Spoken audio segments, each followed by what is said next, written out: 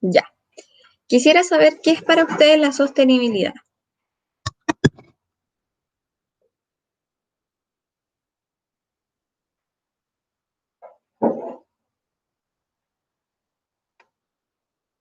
En algún momento dijimos que la sostenibilidad tenía como tres fundamentos, tres patitas. ¿Cuáles eran estas tres bases?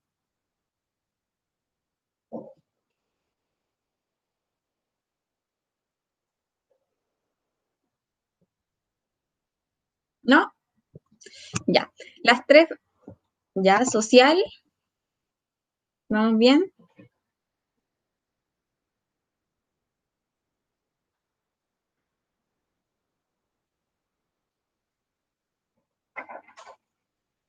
Social, económico y,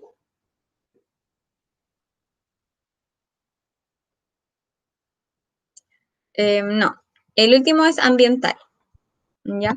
Es como social, económico, financiero y social, o sea, perdón, y ambiental, medioambiental. Entonces, ¿qué pasa?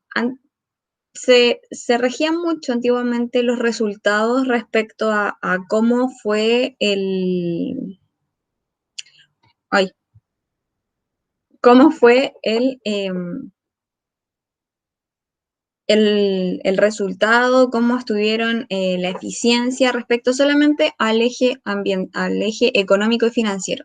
Eso era una perspectiva que se veía desde antes y que igual venía chocando con un poco los modelos estratégicos donde al principio era un modelo basado como en la competencia, de cómo si somos diferenciadores, si somos bajos en costos, y llega un momento en el que, claro, cuando uno hablaba como de diferenciación o líder en costo, iba de la mano con, ok, ¿cómo vamos a medir cómo se mide esto? Bueno, esto se mide con un indicador de eficiencia económica, ¿ya? Que, bueno, en el scorecard así se basa, dice como, ok, somos líder en costo, somos diferenciación, ¿cuál es el indicador financiero económico que lo determina? Por ejemplo, aumentamos en el ROA, o aumentamos en el ROE, o aumentamos los ingresos, o aumentamos la participación de mercado. Sin embargo, luego este modelo empieza a dar empieza a dar como una vuelta y aparece un caballero que ya no era Porter, sino que aparece un caballero que es Delta, y dice, oye, ¿sabes qué? Yo creo que realmente sí, es súper importante la competencia, es súper importante ser líder en costo o diferenciación, como tener un foco respecto a eso, pero además es importante las relaciones, ¿ya? Ya no es tan como fundamental el tema del indicador financiero propiamente tal, sino que las relaciones que podamos tener con nuestros clientes. Ya entonces aquí aparece un nuevo modelo, que es un modelo estratégico general de la empresa, que dice que el foco es el cliente. Y fue súper disruptivo porque hay ejemplos que uno mismo ve como en la vida cotidiana. Por ejemplo, un modelo líder en costo o de diferenciación, como visto así como en duro, uno que lo pueda visitar, es un negocio, por ejemplo, que uno entra y uno, claro, uno ve la diferencia, que probablemente tiene buenos productos, son mejores que el resto, o que son más baratos que el resto, pero no existe una conexión, no existe una conexión como con los valores del cliente o con lo que le interesa a los clientes, con los puntos de interés. ¿A qué me refiero con esto? Desde el lado, bueno, se ve muy claro cuando uno va como al lado contrario. Por ejemplo, si uno entra a una cafetería, este es como el típico ejemplo, pero por ejemplo, cuando uno va a una cafetería normal, como que probablemente no tenga instaurado un modelo de negocio rígido como un Delta, por ejemplo, uno entra, hola, quiero un café, ya sigo, qué rico el café, ya me voy. O un bar, no sé.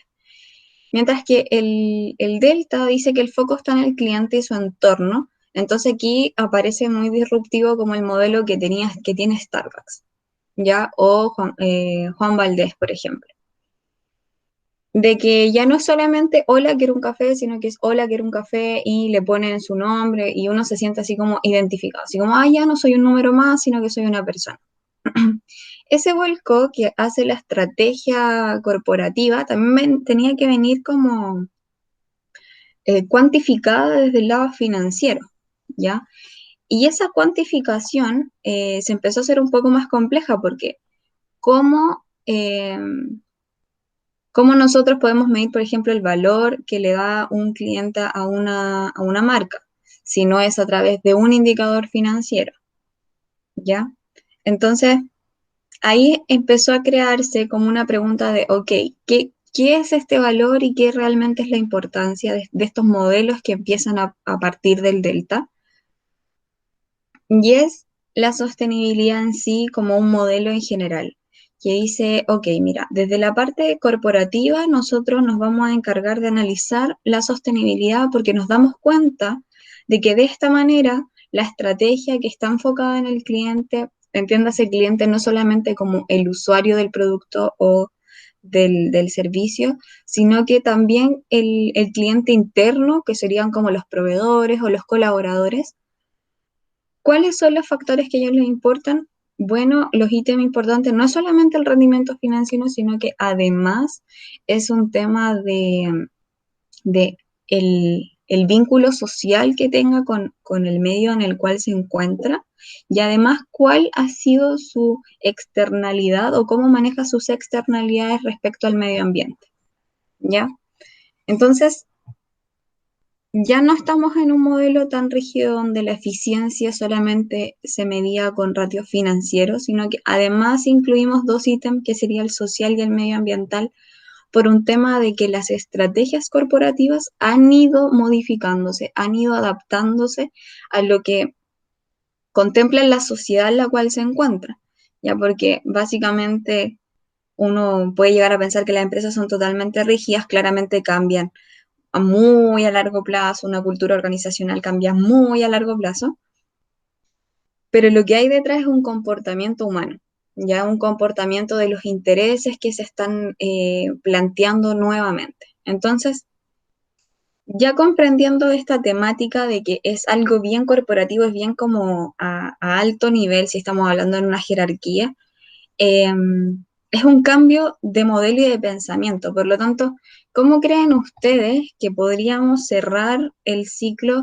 de gestión de capital de trabajo? ¿Cómo la gestión de capital de trabajo, que es un tema financiero totalmente que repercute en el indicador de económico y finanzas, cómo podría influir o eh, ¿qué podríamos observar respecto a lo social o a lo medioambiental respecto a la gestión del capital de trabajo que hicimos?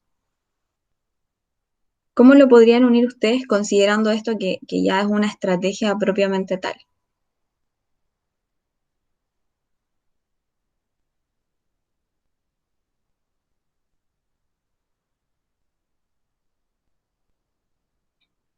¿Alguien?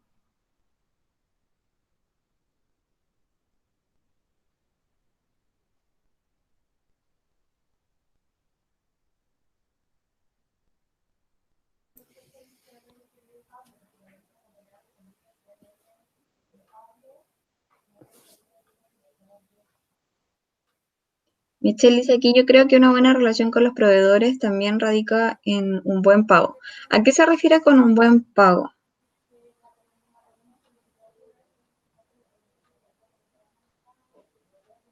Ah, ya, ser puntuales.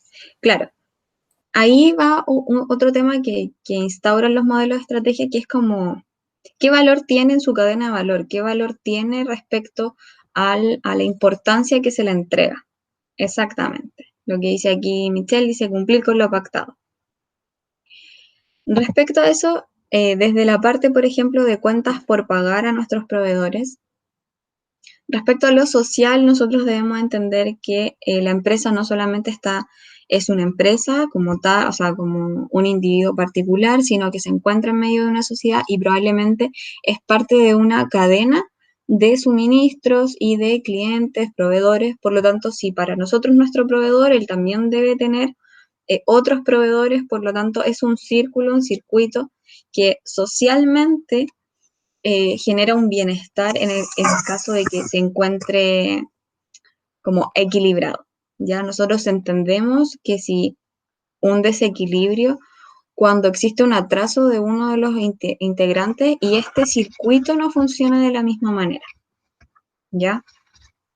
Por ejemplo, yo no sé si ustedes se acuerdan en el colegio cuando nos hacían hacer un trabajo de electricidad, que nos hacían hacer conexiones, ya no recuerdo exactamente los nombres, pero conexiones en el cual había una en particular que uno unía, tenía muchas ampolletitas, pero todas tenían el mismo cableado, como que estaban unidos bajo el mismo, y tenían una fuente de suministro. ¿Qué pasaba cuando uno sacaba una ampolleta? Como estaba lineal y tenía solo eso, los circuitos en serie, cuando tenías solo una línea, lo que pasaba si uno sacaba una ampolleta era que básicamente no se prendía ninguna de las demás, ¿ya? Podríamos ver de esa manera un poco exagerado el tema de las empresas, porque cuando uno no paga o uno no genera un pago, por ejemplo, sobre todo si estamos hablando de pyme, no, no es tan trivial como, voy a pagar en un tiempo adicional, ya si no existen capacidades de financiamiento. Por ejemplo, no voy a pagar en 30, voy a pagar el otro mes, voy a pagar todo junto. Lo que hace con el circuito de empresas o circuito de clientes que está en este entorno es que se perjudica el sistema. Entonces, ahí repercutiría como en el aspecto social, ¿ya?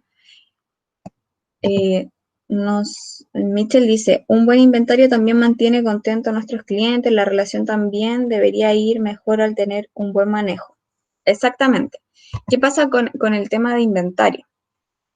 Por ejemplo, si nosotros tenemos productos perecibles y tenemos un inventario que no es controlado, no es eficiente, y nos damos cuenta que eh, repetidamente tenemos que botar inventario porque ya llegó a su fecha de vencimiento, no puede ser comercializada, ahí hay un triple impacto, porque ese triple impacto repercute a que el inventario va a tener que ir una porción va a tener que ir a pérdida, socialmente estamos eh, haciendo una escasez respecto a los productos porque quitamos del mercado productos para poder venderlos, que no los vendieran otras empresas, por ejemplo, pero finalmente nosotros como teníamos un sobrestock porque no teníamos una estrategia efectiva respecto al control de inventario, tuvimos que desecharlo, se perdió esa mercadería, ya nadie la puede consumir.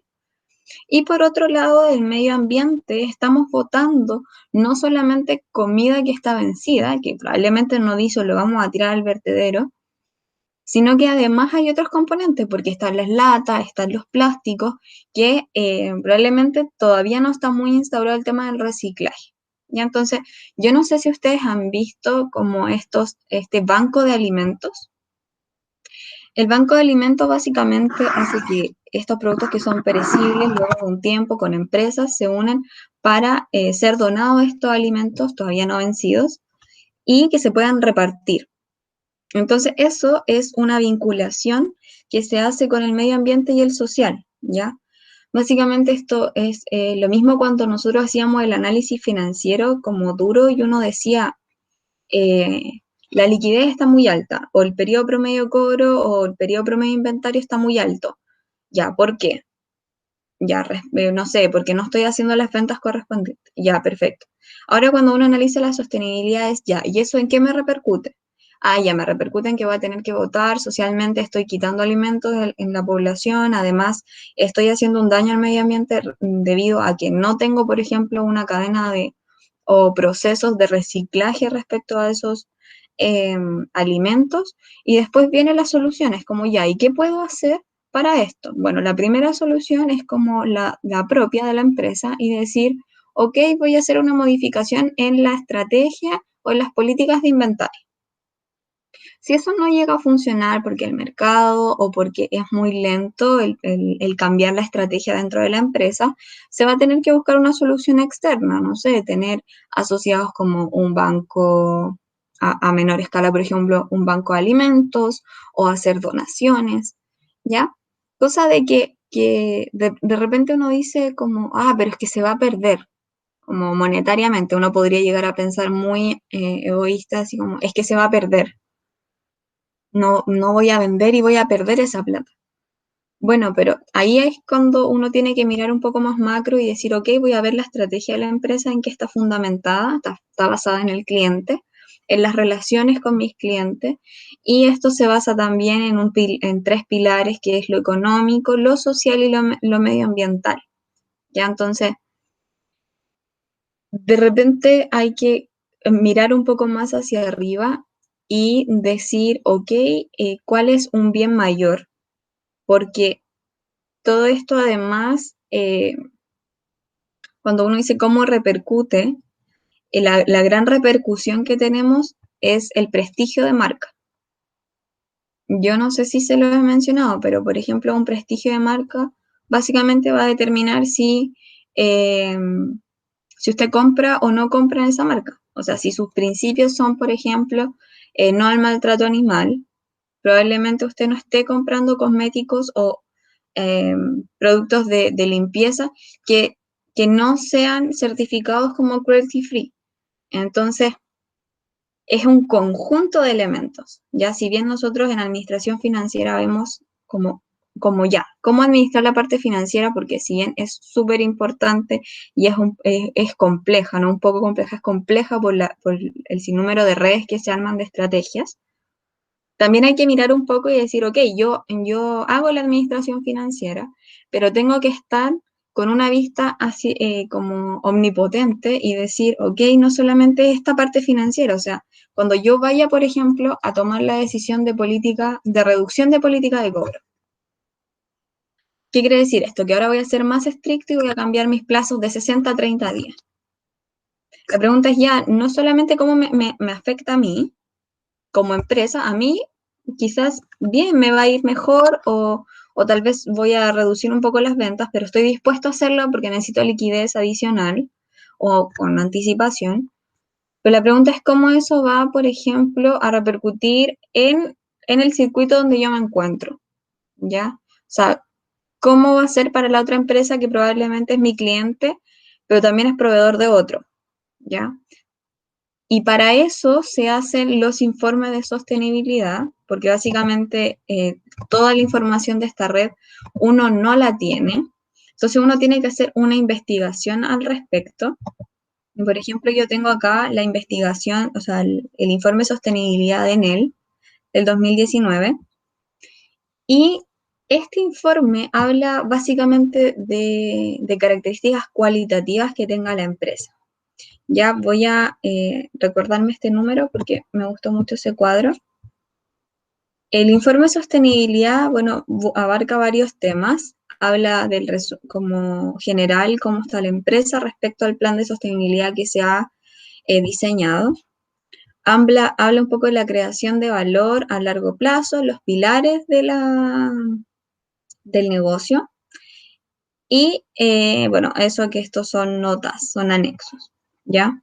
Entonces, cuando yo les digo cómo me afecta, es que hay un área o hay alguien dentro de la empresa que está pensando y está haciendo una investigación respecto a cuáles son los factores importantes para la toma de decisión. Como que estos informes de sostenibilidad, si bien se hacen al final del periodo, son la base para la toma de decisiones financieras futuras. O sea, las políticas financieras y todo tipo de política dentro de una empresa tienen que estar alineadas y entra este nuevo como informe, además de los estados financieros, que debe ser unido y debe ser anclado como importante. Por ejemplo, aquí dice las prioridades para las partes interesadas. Bueno, con anterioridad dice cuáles son las partes interesadas, entonces aquí dice, mira, son los proveedores, son los trabajadores, son los clientes, son los medios, la comunidad financiera, las instituciones, comunidad de negocio y la sociedad civil y comunidades locales. Ya, ellos determinan primero cuáles son los grupos de interés que tiene esta empresa y si generan influencia para, para en él o si son dependientes, ¿ya? O tienen mayor dependencia. Por ejemplo, aquí claramente se ve que los colaboradores tienen una mayor dependencia para en él, mientras que los proveedores de energía tienen una mayor influencia. Entonces aquí podríamos ver un poco cuál es el poder de negociación que pueden tener, ¿ya? Eh, Entonces aquí hace un informe y dice, ok, ¿cuáles son las prioridades para las partes interesadas? Ya, entonces, dice que los rojos son de alta, muy alta prioridad. Entonces, por ejemplo, dice, hace un rescate de la información y dice, mira, para los clientes es importante la distribución de la energía, la descarbonización de la matriz energética, el centrado del cliente, el ecosistema y la plataforma, la innovación y transformación digital, la salud y la seguridad laboral, la cadena de suministro, la gestión ambiental. Y todos esos son temas, son objetivos que nacen de las tres. O sea, por ejemplo, la distribución energética va un poco más por la parte de gestión económica financiera, ecosistema y plataforma puede ir un poco anclada por el medio ambiente y también por lo social. El desarrollo y motivación de las personas es social. La cadena de suministro sostenible va un poco con el tema financiero, medio ambiente y la gestión ambiental es totalmente ambiental. Entonces se anclan en estos tres pilares que son temas importantes y la pregunta es ya, ¿y para qué hago esto? ¿Y por qué los tengo que detallar por cada uno de mis grupos de interés? Es porque de esta manera yo puedo llegar a sacar una conclusión de la prioridad de mis objetivos. Estas son metas que tiene en él y que dentro de su informe de sostenibilidad debe decir cómo los va a cumplir porque son de interés. Entonces, cuando dicen, por ejemplo, eh, descarbonización de la matriz energética, probablemente, y lo que van a tener que hacer es un nuevo proceso de la generación de la energía, de la distribución de la energía, y para eso la pregunta es ¿a quién me va a repercutir finalmente? ¿Ya? Si llega en él tener ciertos inventarios de algunos productos que utiliza, por ejemplo, le va a afectar inmediatamente a eso. ¿Ya? La descarbonización de la energía también puede afectar al periodo promedio de cobro. Porque si es un punto importante de interés para el cliente, lo que decía Michelle, se tiene una imagen de la empresa de que cumple con lo que se le está diciendo, por lo tanto, como psicológicamente uno diría, ¿por qué yo no cumplirle si es que puedo? ¿Ya? Entonces, estos puntos, de repente uno puede decir, es como que a uno le hicieran una encuesta y le preguntaran qué es lo que le importa, y una empresa se lo dé. Si una empresa le da todo lo que a uno le interesa y le hace una conexión, esa empresa ya se gana lo que uno le llama en marketing un top of mind. Y con eso empieza a generar mayor rentabilidad y mayores ventas. ¿Ya? ¿Se entiende más o menos lo que estoy como comentando?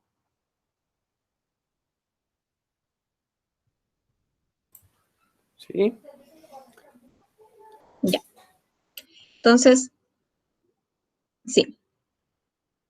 Entonces, con eso cerramos un poco el tema de la gestión de capital de trabajo, de los mercados financieros. En verdad, esto cierra toda la parte financiera, de administración financiera como estrategia. Con, más que como con una materia pasada, es con una intención de curiosidad intelectual por parte de ustedes. ¿Ya? Yo sé que en control de gestión y auditoría o en control de gestión, luego tienen electivos hay un electivo de sostenibilidad, me parece, o un curso de sostenibilidad, porque es un curso completo, es un tema completo que hay que analizar, que realmente se debe considerar, que de repente uno dice como, no, es que mis principios como persona son cuidar el medio ambiente, pero de repente en una empresa no está muy instaurado. Entonces es realmente tener un reglamento o un documento que diga lo que está haciendo la empresa respecto a la sociedad o respecto al medio ambiente, cómo lo está vinculando los tres, porque tampoco son separados, como veíamos ahí, por ejemplo, el desarrollo personal del personal. No es solamente algo social, de hacer crecimiento y que la persona pueda como desarrollar sus habilidades y crecer como persona y profesionalmente, sino que también es una manera de mantener a ese trabajador con la empresa, que se sienta comprometido con la empresa y que genere una mejor actividad, por ejemplo, mejores resultados por este compromiso. Entonces, no repercute solo en lo social, sino que también repercute a lo financiero, ¿ya? Eso. ¿Alguna duda, alguna consulta o comentario? No, pues, ¿No? Entonces, ahora damos un vuelco así como en 360 y decimos ya, sí, perfecto, es súper importante el tema de la sostenibilidad y que no se le olvide realmente la importancia que tiene.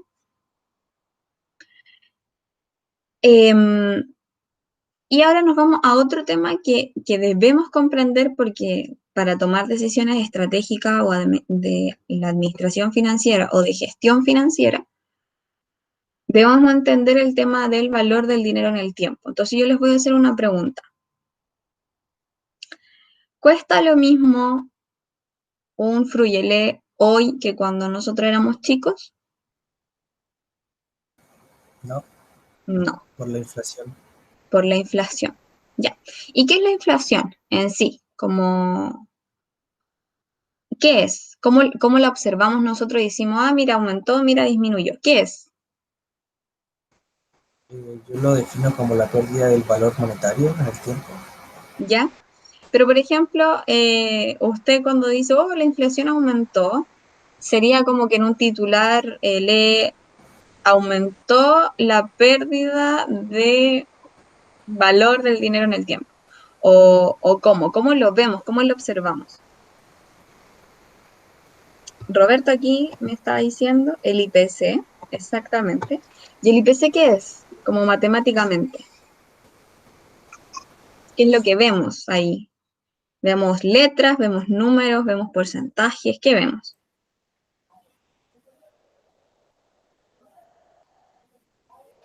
Son porcentajes, creo. Exactamente, son porcentajes. Y bueno, el IPC tiene una historia que es la canasta básica de la familia y que se va modificando con el transcurso del tiempo. Eh, a mi parecer, la canasta actual debería tener aún más modificaciones por un tema del comportamiento que tiene la familia. Me parece que hace un tiempo recién teníamos, por ejemplo, el teléfono de casa y ya no es como tan usual como en algún tiempo y no estaba el internet. Siento que el internet sí es como propio de la canasta familiar. Entonces, eh, este IPC, que es la inflación, que para nosotros es el valor del dinero en el tiempo, es un indicador que básicamente lo entrega una institución y que para nosotros, como muy bien decía el compañero, refleja la pérdida de la adquisición por parte de nosotros, que básicamente es, por ejemplo, yo antes con 100 pesos me compraba 2 doblones, por ejemplo. Ahora con 100 pesos con suerte me compro uno, o dos tuyos, o no sé. Eso es la pérdida de la adquisición. Cuando uno decía, no, yo antes, no sé, me quedaba con el vuelto que eran 100 pesos y me alcanzaba para comprarme muchos dulces, o un koyak, o un helado, cuando, no sé, el centella costaba 100 pesos, el trullo costaba 100 pesos. Pero con el tiempo lo que ha ido pasando es que uno dice, hoy no, si la vida se va poniendo más cara. ¿Realmente la vida se va poniendo más cara o es que el dinero va perdiendo el poder adquisitivo? ¿Qué creen ustedes? El dinero va perdiendo poder adquisitivo. Ya, entonces ahí, por ejemplo, vamos a tener que tener como que nosotros ayudar en esta culturización de decir, hoy, cuando uno escuche a alguien que dice, no, la vida se va poniendo más cara, uno le tiene que decir, no, realmente no es técnicamente eso, sino que es que el poder adquisitivo va bajando por temas de inflación. ¿Y qué rama creen ustedes que estudia la inflación? ¿Qué rama como de estudio de la administración? ¿La estudiará marketing? ¿La estudiará finanzas? ¿La estudiará economía? ¿Quién la estudiará? Economía, exactamente, economía porque es un proceso macro y microeconómico, ¿ya? Eh, yo diría que micro como país, macroeconómico igual se puede hablar de otros ratios.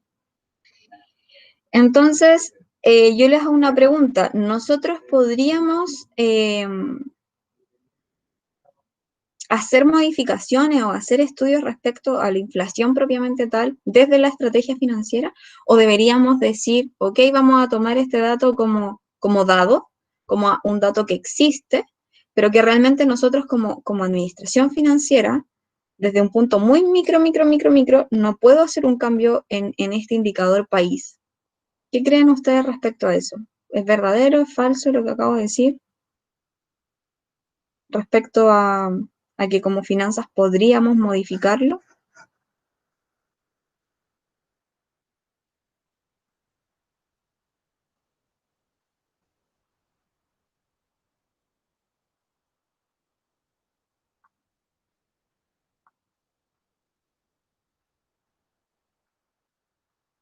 ¿no?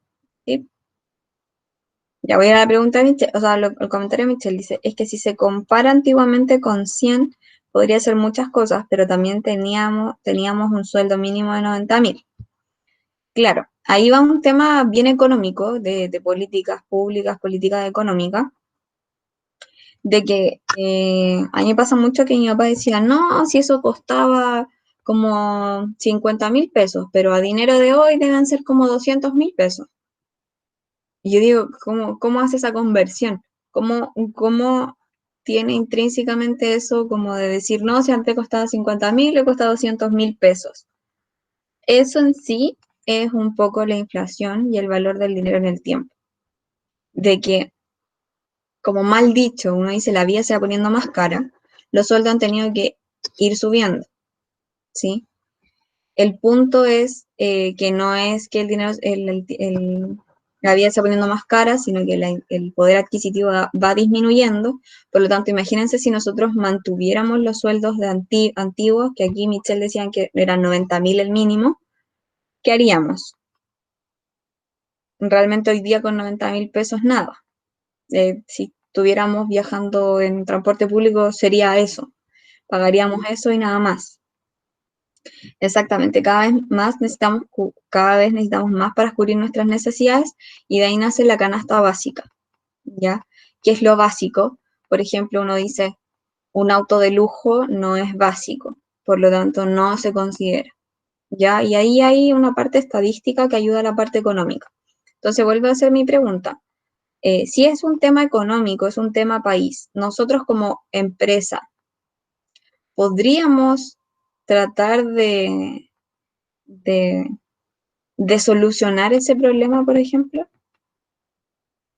Si vemos que la inflación va en aumento, ¿podríamos nosotros como empresa modificar la inflación país?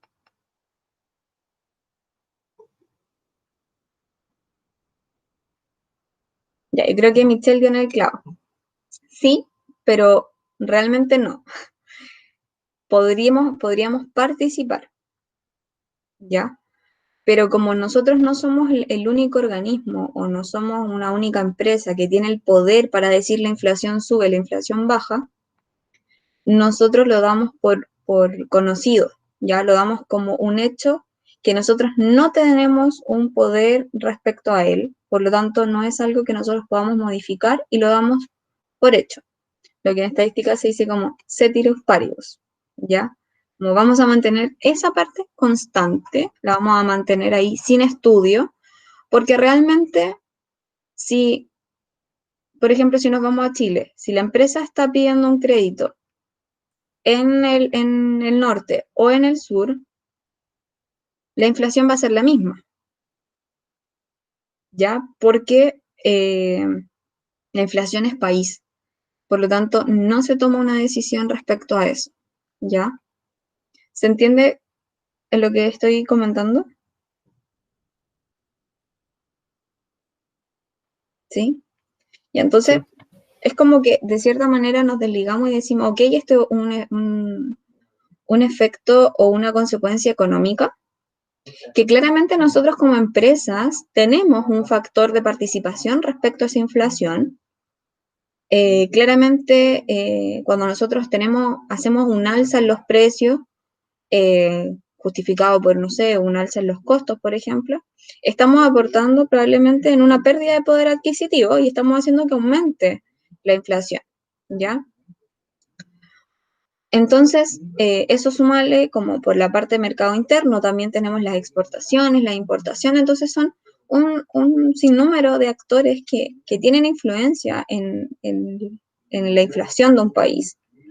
Por lo tanto, como administración financiera y como gestión financiera es como que nos queda muy grande el sombrero y realmente uno dice, ok, me voy a tener que adecuar lo mejor que yo pueda y adaptar lo mejor que yo pueda y tomar las decisiones de manera estratégica y consciente, ahora con lo que llamamos mercado justo. Entonces, todo esto de gestión de capital de trabajo va a tener que tener, por ejemplo, si nosotros le cobramos un interés por si se demoraban más, va a tener que ser adecuado. Ahora, lo adecuado es respecto a qué. Entonces, ahí empieza un poco el valor del dinero en el tiempo, ¿ya? Dada esa introducción, vamos a empezar con la presentación. Entonces, la gran pregunta ¿es mejor recibir hoy el dinero o mañana? ¿Qué creen ustedes? Depende igual, ¿no? Sí, Ya, hoy. depende, ¿por qué depende?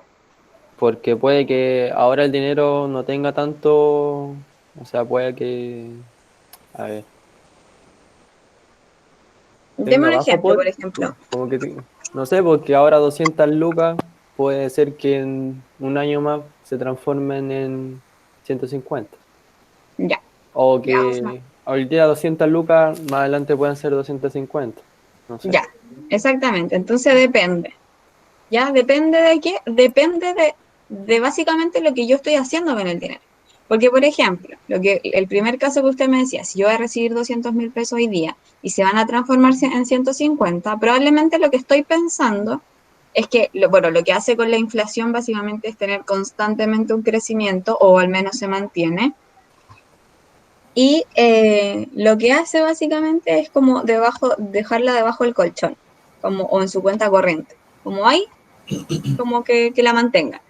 En el otro caso, por ejemplo, que usted me decía de 200.000 pasar a 250.000, podría ser que yo lo ahorre y lo ahorro en un instrumento financiero, por ejemplo, en una cuenta de ahorro, por ejemplo, y se transforme esto en mayor dinero, ¿ya? Entonces, muy bien a su respuesta. ¿Es mejor recibir hoy que mañana? Bueno, depende. Depende desde qué mirada lo estoy haciendo. Si soy una persona que va a guardar el dinero bajo el colchón, probablemente mejor recibo hoy día. También desde la parte del inversionista activo puede ser mejor lo recibo mañana, porque a lo mejor hoy día lo ahorro y lo voy a sacar mañana. La otra respuesta, que si nosotros lo vemos por parte de los ratios financieros, es mejor recibir hoy que mañana, bueno, depende de la liquidez que yo necesite. Porque si yo estoy bajo liquidez y necesito cubrir a mis proveedores, es mejor recibirlo hoy día para así cumplir con mis obligaciones que mañana, ¿ya? Entonces, esta afirmación que está aquí depende realmente desde qué punto se esté mirando, porque, porque no es tan simple de responder, ¿ya? Ahora, ¿cuáles son los factores de cambio si nosotros decimos, ok, mira, nosotros dijimos depende desde un punto de la actividad que nosotros como sujeto ejercemos sobre este objeto que sería el dinero, ¿ya?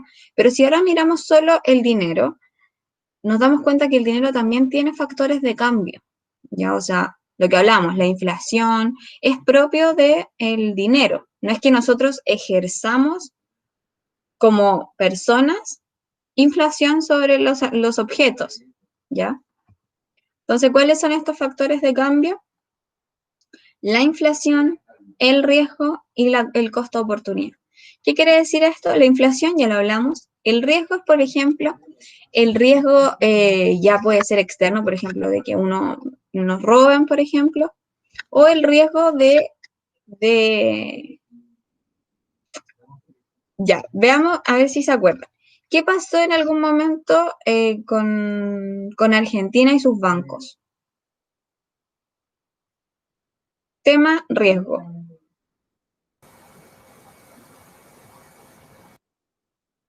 ¿Alguien se acuerda?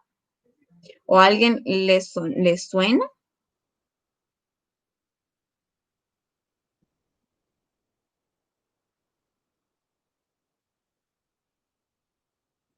¿No? En un momento en Argentina lo que pasó es que los bancos no tenían cómo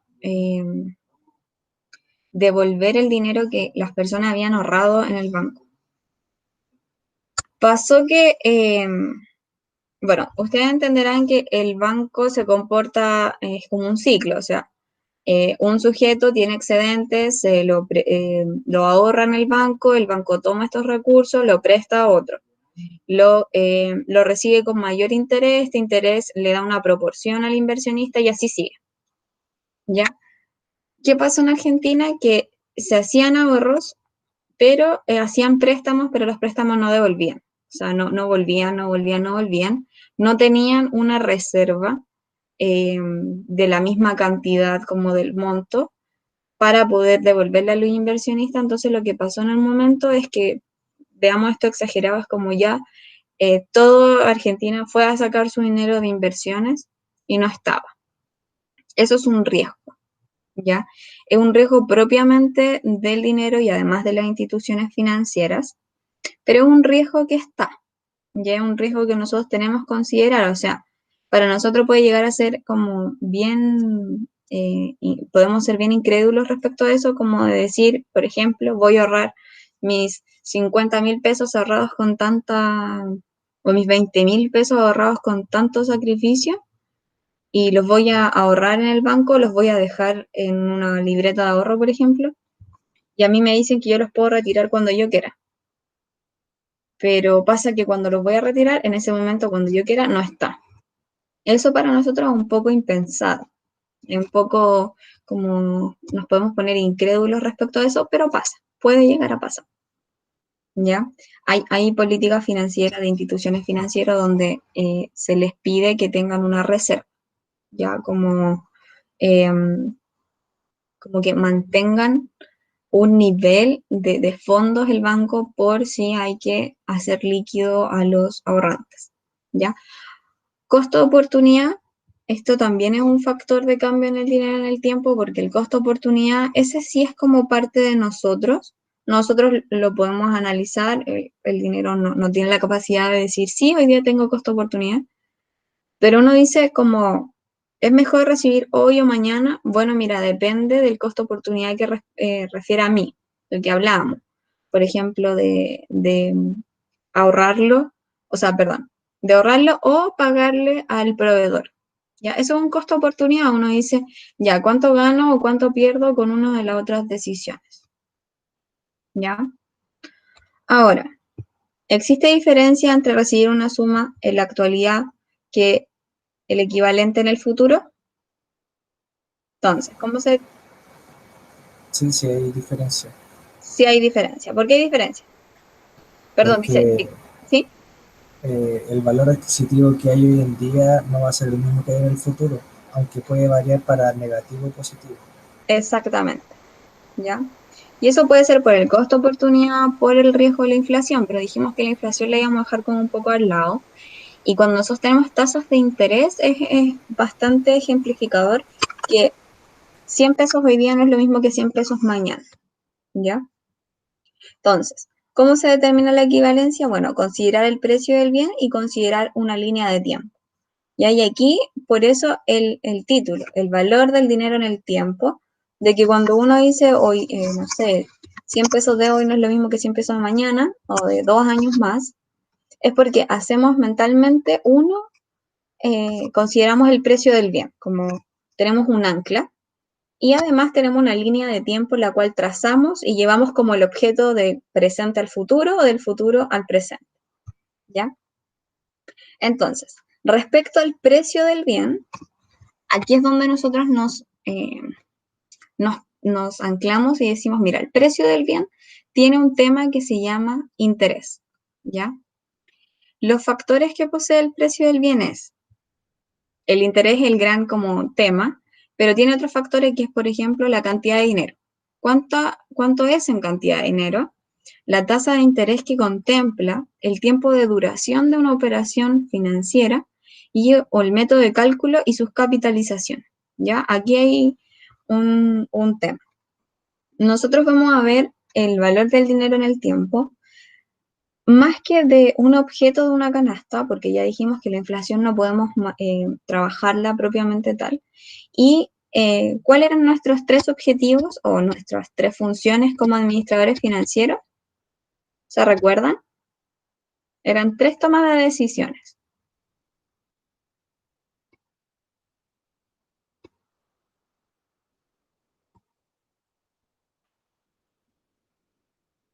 ¿Alguien se recuerda? ¿De qué cosas? No, me perdí. Los 3 objetivos o 3 funciones que tiene un administrador financiero. Eh, Yo ayudo con la primera, es la toma de decisiones respecto a inversiones. ¿Ver cómo invertir en la plata? ¿También era? Ya, esa es la inversión. Ah, La otra es cómo voy a obtener el dinero, que entonces es la política de toma de decisiones de financiamiento. Y por último es la política de dividendos. Ya, entonces, cuando nosotros vemos esto desde un punto económico, nos podemos como hundir en teorías económicas respecto a la inflación, de cómo afecta al valor del dinero en el tiempo. Pero hay otra parte que es sí o sí desde la parte financiera donde nosotros podemos tomar decisiones, que es desde la parte de la inversión y desde la parte del financiamiento y la política de dividendos. Pero cuando estamos hablando del valor del dinero en el tiempo, es básicamente de los recursos financieros, ¿ya? Entonces ahí podemos tener las dos miradas, desde la parte inversionista, la toma de decisiones de inversiones y la toma de decisiones del financiamiento. Cuando uno dice de inversiones, ahí volvemos a un tema de material como objeto, como invertir en un edificio o invertir en una maquinaria, y ahí de nuevo volvemos al círculo económico, como no, es que la camioneta de hoy no va a costar lo mismo que en el próximo periodo, porque económicamente o porque socialmente, en el mercado, bla, bla, bla. Entonces, uno cómo analiza el valor del dinero en el tiempo, para que sea un poco más perceptible y quitemos del análisis objetos como materiales, uno lo analiza de inversiones financieras y financiamiento financiero. ¿A qué voy con esto? Por ejemplo, inversiones financieras en un depósito a plazo, inversiones financieras en un fondo mutuo, inversiones financieras en acciones, por ejemplo, o financiamiento a través de deuda a corto plazo, deuda a largo plazo con acreedores, bonos, por ejemplo, o emisión de capital a través de acciones, ¿ya? Entonces, el valor de dinero del tiempo, como nosotros lo vamos a analizar, es respecto a financiero, ¿ya? O sea, estas decisiones financieras, políticamente financieras, porque si no, nos iríamos para el lado que igual es súper interesante, que serían las teorías económicas, ¿ya? Y cómo impacta. Entonces, cuando nosotros decimos el precio del bien, básicamente lo que estamos diciendo aquí es el precio del bien como activo o pasivo financiero, para tener como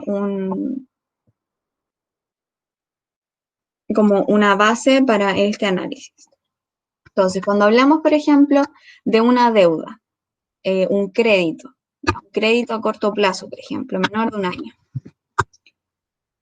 ¿qué factores tienen? Bueno, primero la cantidad de dinero que voy a solicitar yo como empresa, ¿ya? No es lo mismo que yo solicite 100 millones a que solicite 200 millones, ¿ya? Lo otro, la tasa de interés, no es lo mismo que a mí me estén ofreciendo, por ejemplo, un 5% de tasa a un 6% de tasa. Numéricamente ya es distinto, pero después vamos a entender que existen 3 tipos de tasas de interés, entonces no es lo mismo, por ejemplo, un 5% en tasa real y un 5% en tasa nominal, ¿ya? Entonces, hay un concepto de tasa de interés que repercute en la toma de decisión si voy a tomar este bien o no. Lo otro, el tiempo de duración, si volvemos a ver esto como un crédito, por ejemplo, no es lo mismo tomar un crédito a 12 meses que a 10 meses. ¿Por qué no es lo mismo? Uno, porque probablemente el monto que voy a tener que cancelar mes a mes va a ser distinto, porque la cantidad de intereses que se me van a cargar como monto es distinto, porque va a repercutir en el flujo de caja, o sea, ya vimos el presupuesto. Lo otro, el método de cálculo, vamos a darnos cuenta de que puede ser como un monto único. Esto quiere decir que, por ejemplo, yo pedí 100 millones y al final de un año voy a devolver los 100 millones con intereses, pero va a ser solo un pago. No es lo mismo que yo diga, en vez de hacer solo un pago, voy a hacer todos los meses, voy a hacer un pago, o trimestralmente voy a hacer un pago. Tampoco es lo mismo, por ejemplo, si yo tengo un crédito a un año y me dan 2 meses de gracia. ¿Qué significa 2 meses que yo no voy a pagar? No es lo mismo. Ya no es lo mismo con gracia o que sin gracia. Y lo otro, las capitalizaciones. No, esto quiere decir cada cuánto se ejerce el interés. No es lo mismo que a mí me digan que un instrumento financiero tiene capitalizaciones semestrales o capitalizaciones anuales o capitalizaciones mensuales, por ejemplo, o capitalizaciones diarias. No es lo mismo, ¿ya? Entonces, estos factores son los que influyen en el precio del bien, ya sea un activo o un pasivo financiero. Y si uno va al fundamental, ¿qué es lo que nosotros podríamos tomar como decisión, por ejemplo? Es la tasa de interés, ¿ya? ¿A qué va con esto? No es que uno vaya a un banco y le diga, no, yo quiero un 2% de tasa de interés, pero realmente eso es como lo más negociable, ¿ya? ¿Por qué? Porque cuando uno necesita 100 millones, son los mismos 100 millones que puedo pedir, por ejemplo, en el Banco Santander, o en el Banco Chile, o en el Banco Estado. Necesito esos 100 millones porque me los genera un flujo de caja negativo, por ejemplo. El tiempo de duración de la operación no va a depender tanto del banco, sino que depende de mí y de mi capacidad de flujo de caja. Por ejemplo, el banco me puede estar ofreciendo un tiempo de duración de 360 meses, pero realmente tal vez yo no tengo la capacidad de hacer un pronóstico de cómo voy a estar con mi flujo de caja de aquí a 360 meses. Probablemente yo sí puedo llegar a tomar una decisión a 2 años, por ejemplo, o a 5 años o máximo 10 años, pero no a 30 años o a 25 años. El método de cálculo lo estipulan las instituciones financieras y las capitalizaciones también. Ahora, la tasa de interés, uno sí puede empezar a negociar ahí, porque a pesar de que a nivel de mercado las tasas más o menos son constantes, es decir, tenemos una base que es el Banco Central que estipula un piso, y los bancos tienen como una brecha en la cual mover estas tasas. Si uno tiene la posibilidad de cotizar, por ejemplo, un crédito, hay un portal donde uno puede cotizar créditos, se da cuenta de que todas las instituciones financieras tienen distintas tasas de interés. Entonces, es ahí, por eso que arriba dice, es el interés, el precio del bien es el interés, porque básicamente es el indicador que nosotros podemos llegar a tomar una decisión por a través de comparación, porque todo lo demás viene dado por la estructura de nuestra empresa o por la estructura del banco. ¿Queda claro esto? ¿Sí? Sí. Ya, lo otro. Bueno, ¿recuerdan cuando nosotros estábamos haciendo la planificación del efectivo? Cuando decíamos, mira, existen dos estrategias, una estrategia que es agresiva, otra que es conservadora. Esto va a depender también de qué mínimo yo quiera tener, de cuál es los egresos o la necesidad financiera permanente, temporal. ¿Se acuerdan de eso que vimos?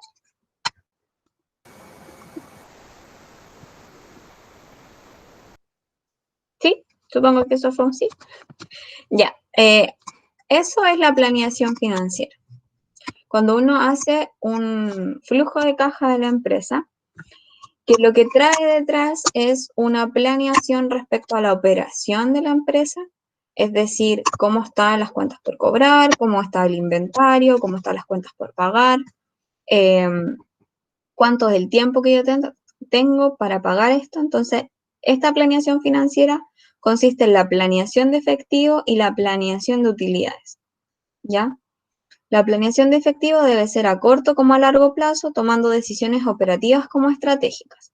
¿A qué quiere decir esto? Es que, por ejemplo, en decisiones operativas nosotros decimos, ok, vamos a cobrar a nuestros clientes en tal periodo, por lo tanto nosotros esperamos que en el flujo de caja exista un ingreso a 30 días, por ejemplo. Pero estratégicas también es que para que esa parte operacional que nosotros decimos a 30 días y va a ingresar a 30 días el dinero, estratégicamente tenemos que hacer que se cumpla. Entonces, ¿cómo hacemos que se cumpla? Bueno, ya vimos la gestión de capital de trabajo en las cuentas por cobrar, que era, por ejemplo, entregando un descuento de pronto pago. Ahí estamos haciendo el ancla de estrategia con la operacional para una planeación de efectivo. ¿Ya? Y la planeación operativa, bueno, aquí está, es estrictamente el activo corriente y el pasivo corriente, que es proveedores, cuentas por cobrar, inventario, que es lo más manipulable, junto con el efectivo propiamente tal. ¿Ya? Entonces aquí está, que son las entradas y salidas de efectivo, como ya los vimos. Y existe la planeación financiera, que a través de los estados financieros pro forma, o los estados financieros proyectados, que también se les llaman. Nosotros hacemos uno de ellos, que es el flujo de caja, ¿ya? Pero si la empresa necesita mayor detalle para proyectar cómo van a estar sus activos, cómo están sus pasivos, en general uno hace un pro forma, que es hacer un boceto de un estado financiero, de lo que se espera que se vaya a tener al final del periodo, ¿ya? Ahora, cuando nosotros hacemos la planeación del efectivo, el método de comparación para la toma de decisiones generales del flujo efectivo es a través del valor presente y el valor futuro. ¿Qué quiere decir esto? Cuando nosotros tomamos decisiones, lo que hacemos básicamente es, ¿cuándo vamos a tomar una decisión?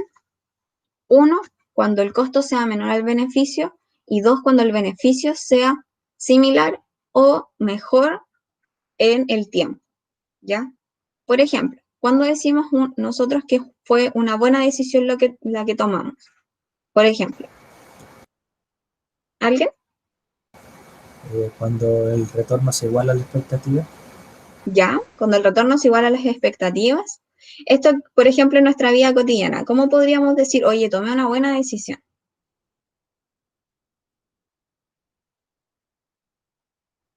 Uno, cuando el retorno tenga las mismas expectativas, y básicamente, por ejemplo, entramos a estudiar nuestra carrera, control de gestión, auditoría. Cuando uno se para en un lugar de esta línea de tiempo de la carrera y dice, oye, y me preguntan, oye, ¿fue una buena decisión o una mala decisión estudiar esta carrera? Uno dice, mira, probablemente cuando yo entré a estudiar esta carrera fue una buena decisión. Y hoy día, sí, hoy día también es una buena decisión. ¿Por qué? Porque tengo un beneficio que es mayor a, por ejemplo, la expectativa, o es similar a la expectativa. Es similar en la planeación financiera. Si nosotros tomamos un instrumento de inversión, esperamos que sea una buena idea o una buena inversión hoy, y también si lo miramos al futuro. ¿Qué quiere decir, por ejemplo, esto? Veamos como una propiedad. Vamos a comprar una casa, ¿ya? Hoy vamos a poner como, nos vamos a ir como al pasado. ¿Vieron lo que está pasando en Quintero? ¿No? Ya. Está con los indicadores de contaminación por sulfuro, ácido sulfúrico. Bueno, una contaminación muy dañina para el humano, en los niveles más altos, como históricos. Ya. Veamos eso como una inversión, por ejemplo. Voy a buscar exactamente el nombre porque lo olvidé. Carla, creo que se acabó la clase, ¿o no? Ah, sí. Voy a terminar con esto. Ya. Y está. Es dióxido de azufre. Ya, está con el máximo pic de dióxido de azufre. Entonces, pensemos un poco esto del presente y el futuro. Quizás hace, no sé, 20 años, comprarse una casa en Quinteros era una buena decisión porque era un centro turístico, pero ¿qué pasó en el futuro, que sería hoy? ¿Qué pasó? Ya no es conveniente. Ya no es Las conveniente, casas se desvalorizaron. se desvalorizaron. Entonces, esta decisión, que fue una decisión de planeación de efectivo, porque hubo un egreso de dinero que probablemente yo pretendía arrendarlo, entonces en el futuro iba a tener ingresos. ¿Qué pasó con esta decisión? ¿Fue buena o mala decisión en el pasado? Es que decir buena o mala no depende de nosotros, porque es lo que pasó, fue como una externalidad. Sí, pero básicamente cuando nosotros tomamos la decisión fue una buena decisión. Como que nosotros veíamos la rentabilidad, veíamos una decisión financiera bien. Pero pasó esta externalidad que básicamente lo que hizo con nuestra inversión fue desvalorizarla. Por lo tanto, si miramos la línea del tiempo, comparativamente a nivel como de propiedad, por ejemplo, disminuyó. Pero quizá ahora sea igual a futuro comprar una casa ahora ahí, como están desvalorizadas. Esa es la Quizá, otra mirada. quizá Exactamente. después pase el tema de la contaminación y la casa empiece a subir de precio, empiece a llegar a la gente y quizás sea una inversión para el que compró la casa cuando estaba desvalorizada. Exactamente. Esa es la otra mirada. Como este método de comparación respecto a la línea de tiempo. Eso, muy bien. Esa era como una de las conclusiones que queríamos que llegáramos. De que básicamente va a depender de cómo lo estemos observando, ya hacia dónde lo estemos mirando, si lo estamos mirando siempre hacia el pasado o lo estamos mirando al futuro y la información que dispongamos. Eso, ya no les quito más tiempo. Muchas gracias por quedarse estos minutitos que les robé y nos vemos el día viernes. Michelle dice, es como el que compra dólares esperando que suba. Es exactamente lo mismo. Es exactamente lo mismo. Lo mismo que con las acciones, por ejemplo. Hoy pareciera ser una mala idea comprar acciones de LAN, por ejemplo, o de otra aerolínea porque están con pérdidas, por ejemplo, pero realmente puede ser que a futuro sea mejor, ¿ya? Porque van a subir. Exactamente, en algún momento lo malo pasa y es porque tenemos esta información cíclica, ¿ya? Quizás con Quintero puede que no tengamos la información porque es un tema medioambiental y no se han visto muchos cambios, entonces ahí es como un poco más difícil, ¿ya? Pero respecto al mercado financiero es un poco más fácil porque siempre hay un ciclo. Exactamente, y la Tierra es difícil de predecir. El mercado financiero no existen modelos de predicción, pero sí es cíclico. Nosotros sabemos que si estamos en una crisis hoy día económica, no va a ser para siempre.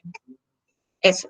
Muchas gracias por participar y nos vemos el viernes. Chao, Gracias. Carla, nos vemos.